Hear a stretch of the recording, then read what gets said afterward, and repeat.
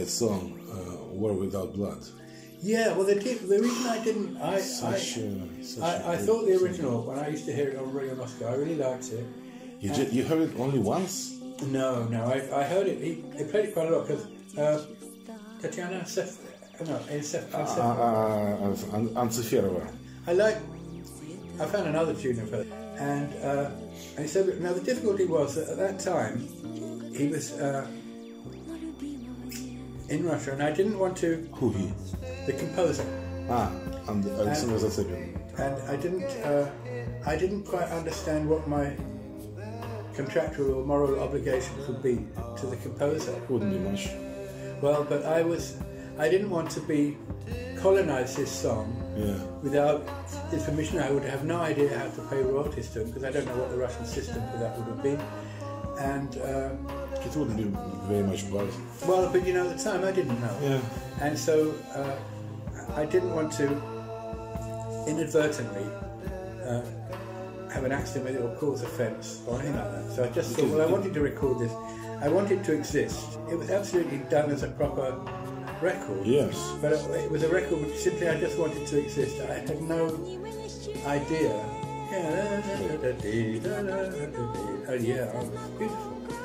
And it's got little bits of Bach, but it's also got little bits of Joby. At the time, I didn't realise, because it's a very, her way of singing I didn't like so much, but I do now. I've got about 20 of her songs and bits of film music. She has a strange voice. It is, it's unique, and when you're in love with something, you don't say, but I don't like the notes, or, you know what I mean? You know what I mean? Yeah, I know. I have I get an emotional response to that, and I realised, but at the time, it was so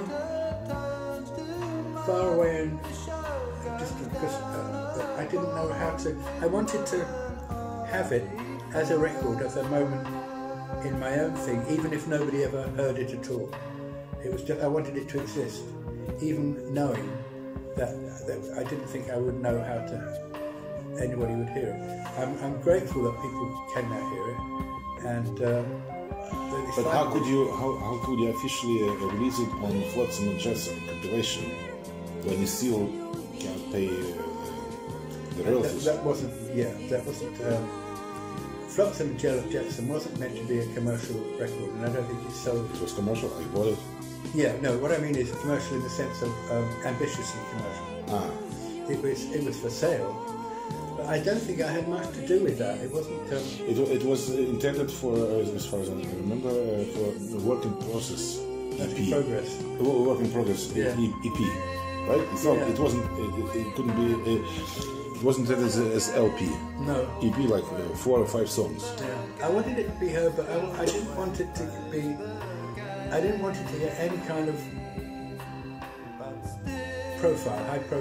I didn't want to be out there with this song, because simply because I was really happy with it. I just didn't know what responsibilities I had to the composer and the singer of that song.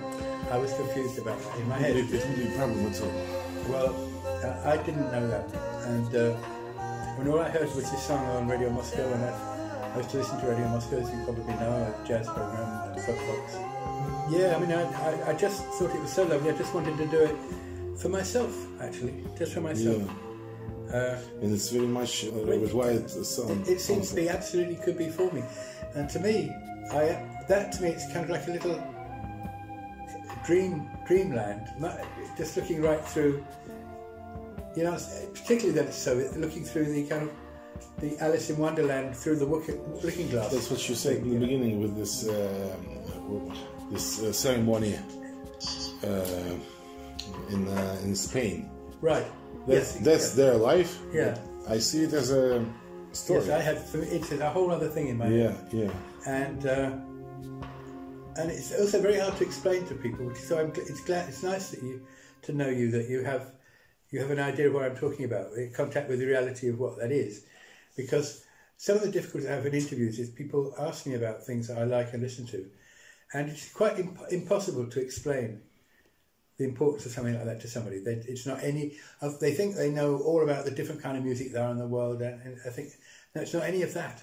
It's not any of that you think you're talking about. It really is an alternative. If you really think about how I work and how I live, that's what I do. I'm imagining that there's somewhere else. So really, it's quite consistent with how I think that I should like that. But for people who expect me to be just doing an extension of some kind of prog rock thing, it's not. I don't get it. But I was very moved by that, and I find other things of hers, which some of them do seem like silly bits of films and silly bits of songs. But I'm kind of slightly in love with the whole thing of these old Soviet films. To me, it's very poignant.